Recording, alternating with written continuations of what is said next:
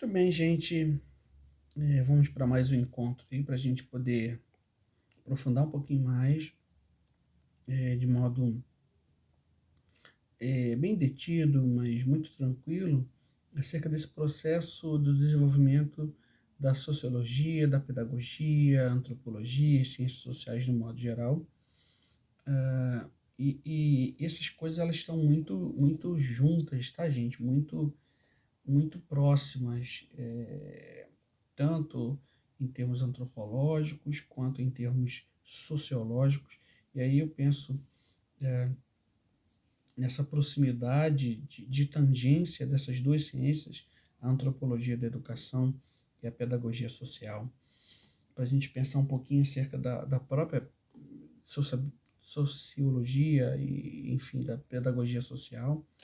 A gente percebe que todo esse processo, né, educacional, de novo, a gente vai recordar um pouquinho aí, surge para nós, em termos ocidentais aqui, na Grécia Antiga, né, a noção do paidós da criança, que ela é conduzida para um liceu, como era o de Aristóteles, ou para uma academia, como era de Platão, para um agogê, ou seja, para alguém que está ali conduzindo. Daí a ideia do pedagogo, né?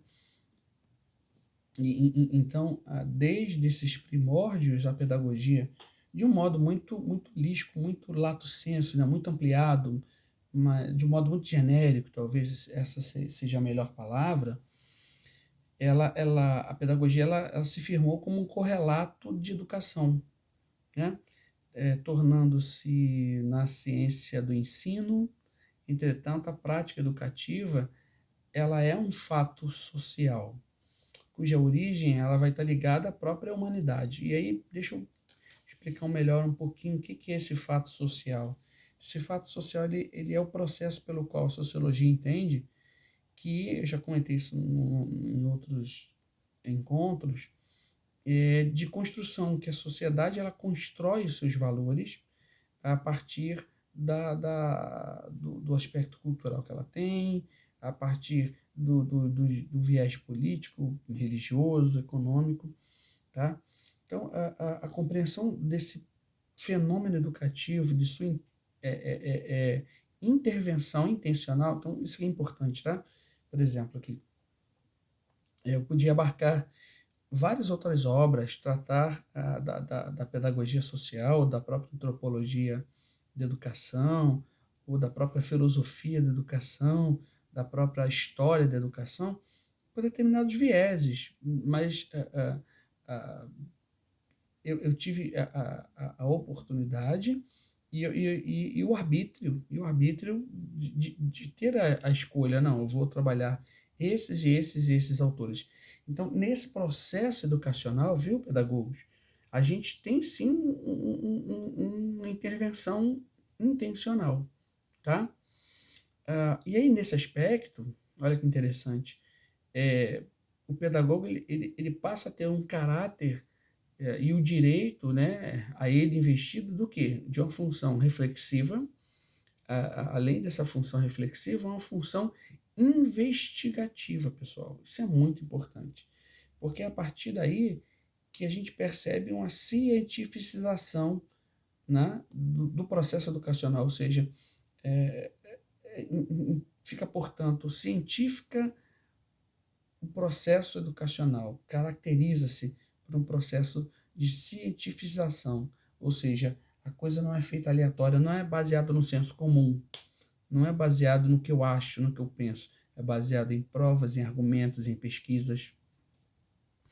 E é interessante, gente, que a história levou séculos para conferir esse status de cientificidade à própria atividade, né, dos pedagogos, tá bom? Relembrando que olha que interessante, na Roma antiga, só um dado aí de um historiador para vocês, o processo, né, de ensino dos filhos das elites era feito pelos escravos. Os escravos eram os pedagogos. Olha que interessante, né? E isso vem até do próprio período clássico, né? Na Grécia Antiga também generalizou-se essa questão dos servos ter essa função, né? quando essa coisa começa a mudar e ter esse horizonte que a gente percebe hoje, isso aí faz parte do próprio processo de revolução científica que a gente passou, que o Ocidente, quando eu falo Ocidente, da Europa para cá, né, que o Ocidente passou a partir do século XVI, né, com o próprio Renascimento, eu já falei isso várias vezes com vocês, mas sobretudo o século XVIII e XIX, quando há uma catalisação, ou seja, um aceleramento, quando há um processo não só de aceleramento, mas de consolidação desse pensamento científico, sobretudo na Europa para cá ocidental, nos séculos XVIII e XIX. Tá bom? Então, o conceito de pedagogia social, da própria antropologia, ele surge nesse momento histórico do século XIX, tá? Então, a gente percebe alguns nomes, né, interessantes da própria pedagogia social.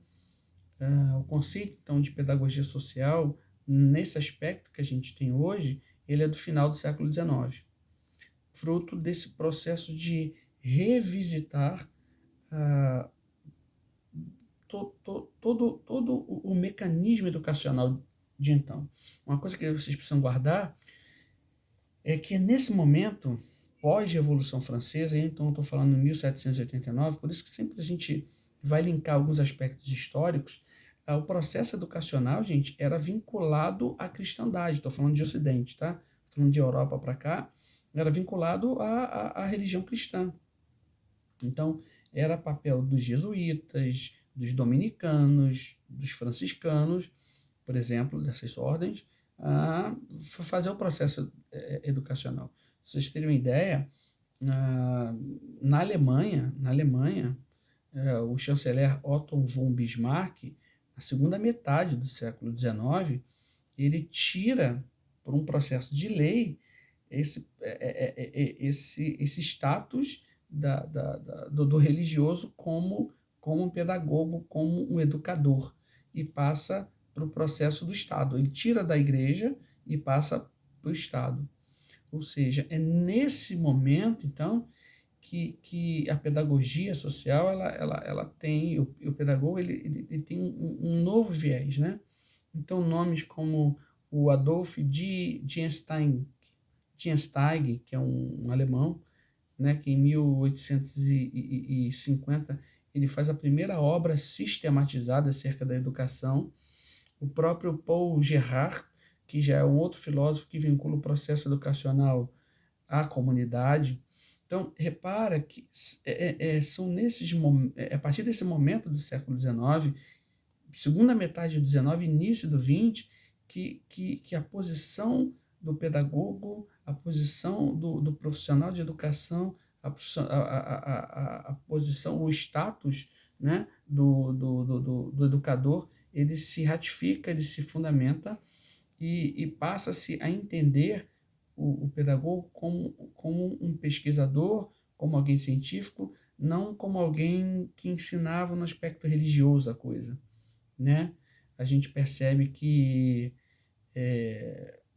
muitas coisas interessantes aconteceram no desenvolvimento da própria pedagogia social, no alvorecer aí do século XX, no início do século XX, e foram influenciadas fortemente pela antropologia, olha que interessante, filosófica da educação, a própria concepção de assistência social empreendida através da educação.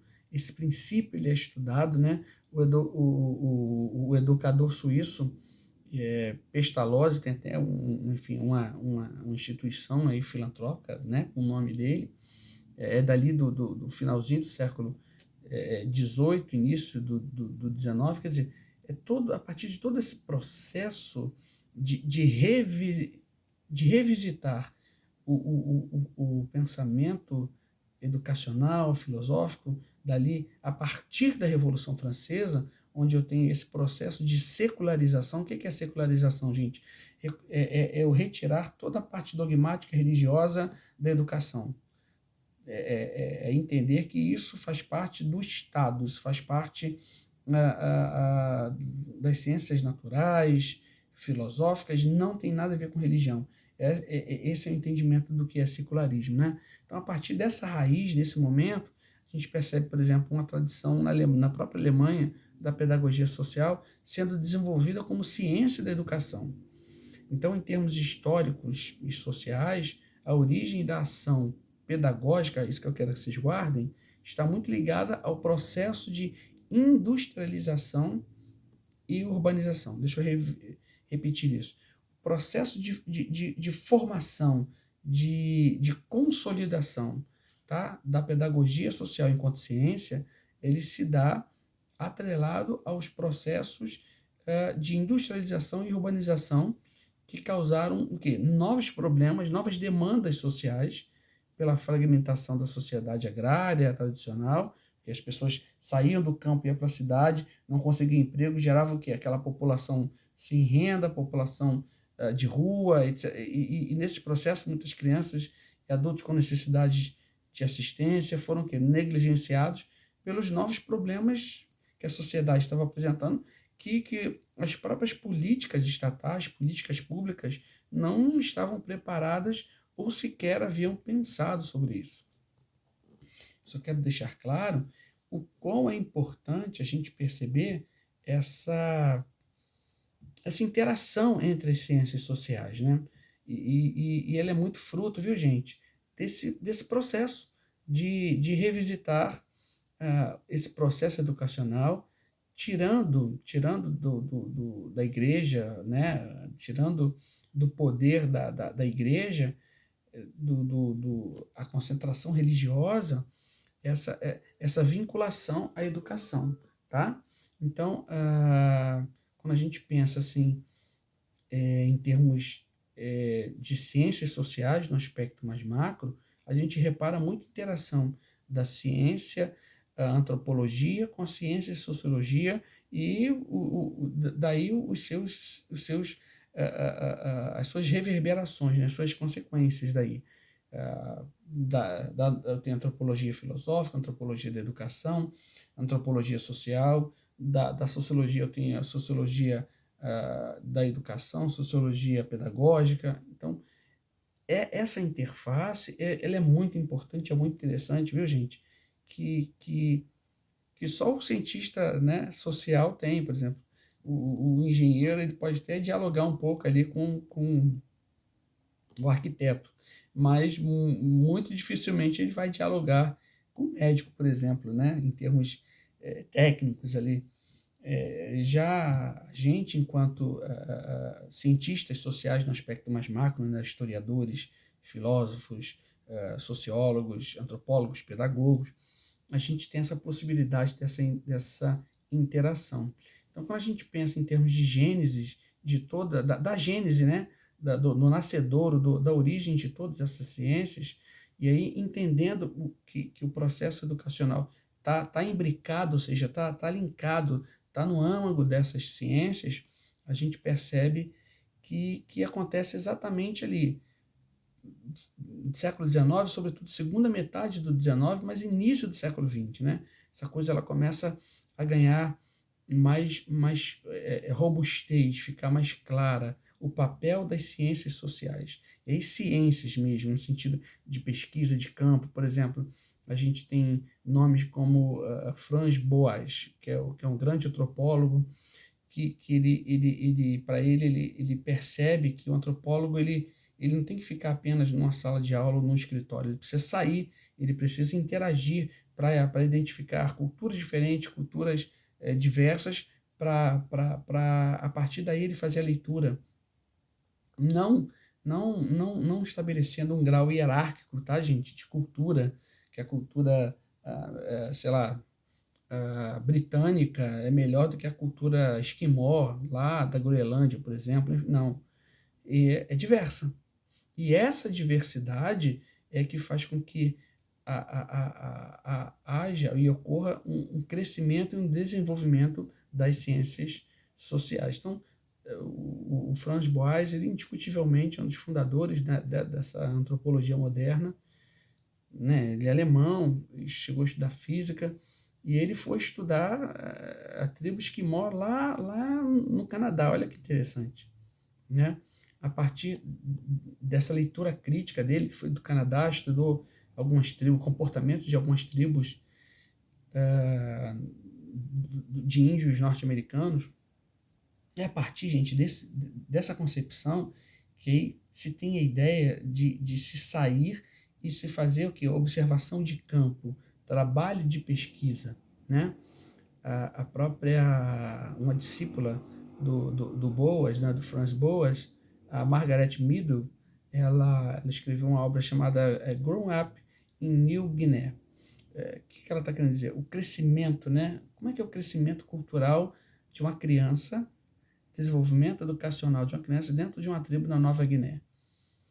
É diferente do nosso? É diferente. Mas é errado? É pior? É melhor? Não, é diferente. Então, ela vai pesquisar, ela vai trabalhar a Middle como o processo educacional ele é feito pela transmissão de conhecimento, né? Dos anciãos, dos mais idosos, das pessoas mais velhas, para as gerações mais novas. E como essa perspectiva de acompanhamento, de transmissão de conhecimento, ela é diferente da nossa, mas nem por ser diferente é pior. Isso que é muito interessante, né? É o que ela chama de as personalidades culturais. Essa abordagem vai demonstrar, então, que as especificidades culturais, possibilitando o quê, gente? Um diálogo intenso com a psicologia, a psicanálise, a antropologia, a sociologia, a filosofia, a história, tendo com o intuito formar o quê? Uma existência de personalidades culturais. Então, pensando um pouquinho em termos antropológicos, o olhar antropológico importante é o que linka com a escola sociológica, ou seja, como esse processo de aprendizagem, como um processo de transmissão, como um processo de formação de preceitos educacionais, eles são importantes e são diferentes e eles acontecem nas diversas culturas que há pelo mundo, né? Isso é muito importante. Então, há então uma relação muito próxima, muito linkada ao capital cultural, tá certo? A esse processo da relação da antropologia, da história, da sociologia, da pedagogia social e da educação, a fim de se formar o quê? Um processo muito mais amplo, muito mais claro e muito mais dinâmico até, porque, ou seja, não é estático, a coisa vai mudando ao longo das gerações, a fim de quê? Qual é o objetivo, então, desse processo? Se entender melhor que tipo de aspecto pedagógico, social, antropológico melhor vai ser aplicado aos diversos e aos diferentes tipos culturais que a gente tem. Então, assim, só para a gente pensar aqui, para a gente terminar esse nosso bate-papo aqui. A compreensão do pensamento, né, dos intelectuais dessa época, dessa revolução científica que eu disse que vai lá desde o século XVIII, mas o ápice disso acontece no século XIX, segunda metade do XIX, adentrando ali ao século XX. Algo que há muito presente neles é a ideia de liberdade. Lembrem-se, os ideais da Revolução Francesa eram o quê? Liberdade, igualdade, fraternidade. Sendo que a liberdade estava ali. Essa coisa de sair fora do engendramento de questões religiosas, de questões tradicionais, ortodoxas. Era uma eterna busca pela liberdade no papel desses intelectuais. E isso perpassou para o processo educacional, tanto que abarca a pedagogia social, a antropologia da educação, a história da educação, a filosofia da educação, todo esse arcabouço disciplinar, filosófico, acadêmico, ele é formado nesse período. E é importantíssimo, gente, eu entender qual é a moldura desse quadro, né? O que moldura esse quadro? O que está por fora disso? Para que eu possa entender de modo mais claro, mais detido. Então, coisas que eu quero que vocês pensem. Está lá no fórum algumas questões, né? acerca do fato social. O que que você pensa acerca do fato social, que é essa ideia de construções, né, culturais que a sociedade ela vai fazendo, vai estabelecendo. Lembra que eu falei a ideia de paradigma lá do próprio Thomas Kuhn para vocês lá atrás? Lembram disso? Que era o quê? Conjunto de regras, normas que um grupo social estabelece para conviver. É um pouco disso que a gente está tratando aqui e olhando, tá? Essa ideia desse paradigma, dessa organização, dessas regras, dessas nomias ou normas, né? Que cada disciplina que interage dentro desse processo maior da educação, ela vai ter um olhar. Então, a antropologia vai ter um olhar, a sociologia vai ter outro olhar, a história é outro olhar, a filosofia vai ter outro olhar, tá bom? Foi muito bom estar com vocês. Até um próximo encontro.